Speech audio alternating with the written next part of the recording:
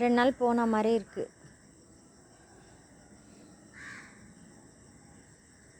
எனக்கு போகி அன்னைக்கு பயங்கரமாக உடம்பு சரியில்லக்கா. அப்படியா? ஆ, என்னாச்சு?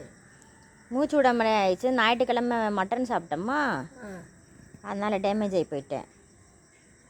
திடீர்னு ஜுரம் வந்துச்சு, எதுவுமே செய்ய முடியலக்கா. திடீர்னு அப்புறமா ஹாஸ்பிட்டல் போயிருந்தியா? ஹாஸ்பிட்டல் கூட போக முடியாத மாதிரி ஆகிப்போச்சு. ஃப்ரீயாக அப்புறம் தான்க்கா சரியாயிடுச்சு. இந்த மட்டன் பசிக்கலக்கா, ஒரே வாந்திக்கா, வாந்தி நிற்கவே இல்லைக்கா. கூட்டு போகிறது தானே பெரிய ஹாஸ்பிட்டலுக்கு அப்பயே.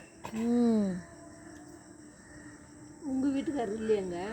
காலைல பார்த்தாரு, எதையும் கண்டுக்க மாட்டாருக்கா, அப்படியே விட்டு போயிட்டாரு.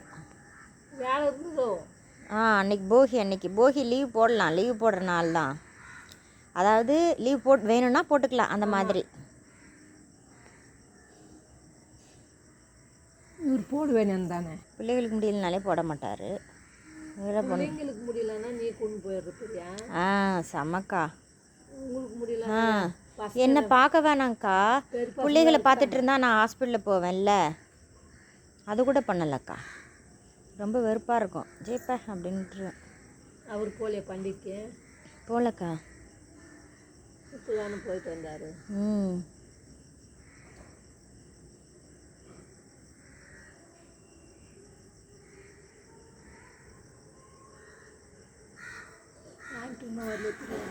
வரல. வாங்கன்னு கூப்பிட்டாங்களாம் பசங்களா? இங்கே இருக்கிறவங்க, அவங்க ஊருக்காரங்க. வரலையா? இனிமேட்டு அங்கேயே செட்டில் ஆயிடுவாங்கக்கா, விவசாயம்னு போயிட்டா. அவங்க சொன்னாங்களா? அது வேறு இந்த பொண்ணு சமைச்சு கொடுக்குறது பார்த்துக்கிட்டா யாரும் இருப்பாங்க, நாம் தான் பார்த்துக்கணுன்றப்போ அவங்க ரொம்ப சுறுசுறுப்பு.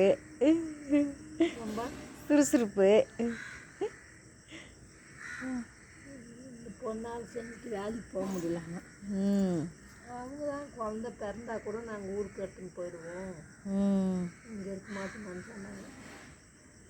யாரும் ஊருக்கு கொடுக்க மாட்டாங்க குழந்தைய, அப்போ தான் பிறந்திருக்கு. இப்போ நம்ம இவ்வளோ கொடுக்குறாங்களா கம்மலியை? கொடுக்க மாட்டேன்றாங்களா? நான் இன்னைக்கு புதன்கிழமை தூக்கின்னு வரந்தா பாப்பா அம்மளும் இருக்கிறா, அம்மளும் காரு தான் வருவாங்க. புதன்கிழமை தூக்கின்னு வர நீங்கள் போங்கடான்னா இல்லை, விட மாட்டாங்க. அப்படி தான் இவங்களும் விட மாட்டாங்க.